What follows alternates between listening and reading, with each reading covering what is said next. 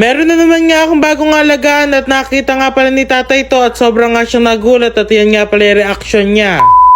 For today's video nga pala, umalis nga pala kami ni Potpot dahil nga kukunin nga namin bago kong aalagaan. Habang nasa daan nga pala kami at nadaanan nga pala namin mga Santo Niñong pinaparade. Fast forward nga, nandito na nga rin pala kami. Nag-meet up nga lang pala kami dahil nga malayo nga rin pala yung bahay nila. Nakita nyo na nga pala sa thumbnail ko anong may bago kong aalagaan. At ito nga yun yung green iguana. Sabi ko nga pala kay sir yung may-ari nga na iguana, buksan nga kako para nga makita at mabidyohan ko. Yung pagkakita ko nga sa kanya, sobrang nga ako nagandahan dahil nga sobrang tingkad ng kulay. Sabi niya nga nahahawakan nga raw to at mabait nga to at di ko nga pala hinawakan dahil nga takot pa ako. Bata pa nga lang pala iguana to, sana nga mapalaki ko nga siya kagaya nga yung pinapanood ko. Sobra talaga ako nagandahan sa iguana at first time ko nga pala mag-aalaga and thank you nga pala kila sir. Fast forward nga, nakauwi na nga pala kami ng bahay at ipapakita ko na nga pala yung bago kong alaga dahil nga hindi nga nila alam na bumili nga ako.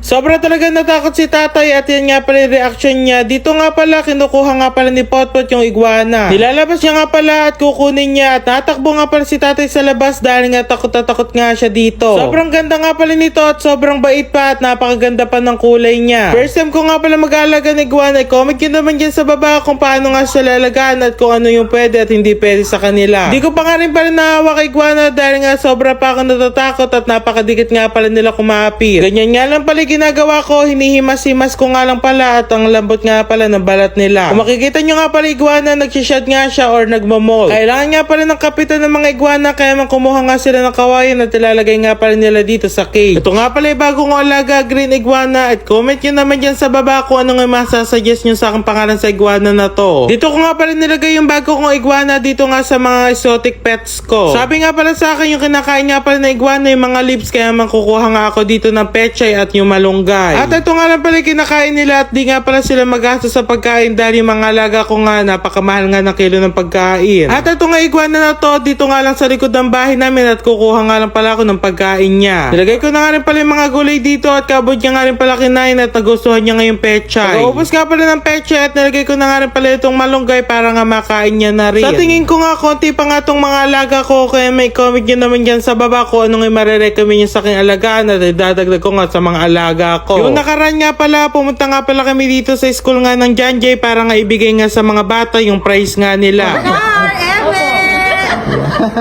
Naganda ko. Char, Eme. Char!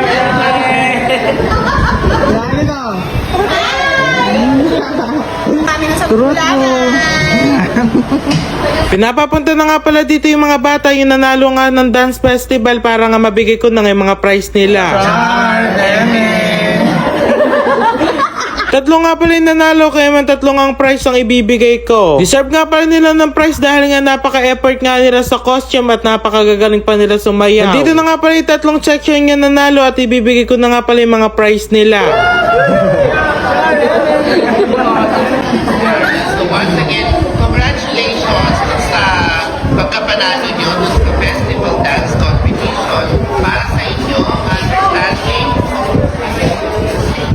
culture, society, and politics there. Okay, so syempre, dahil meron tayong ina-invite na guest judge nung araw na yun, bumabalik siya ngayon dito dahil to recognize yung efforts ninyo. Dahil nakita naman niya, nakita niya na grabe yung pinakita niya.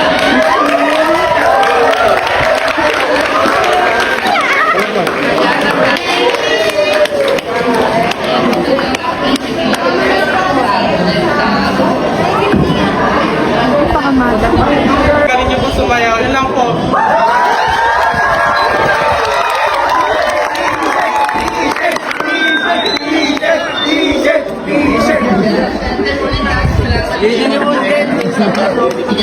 Kung hindi tayo magkakaroon ng ganyan.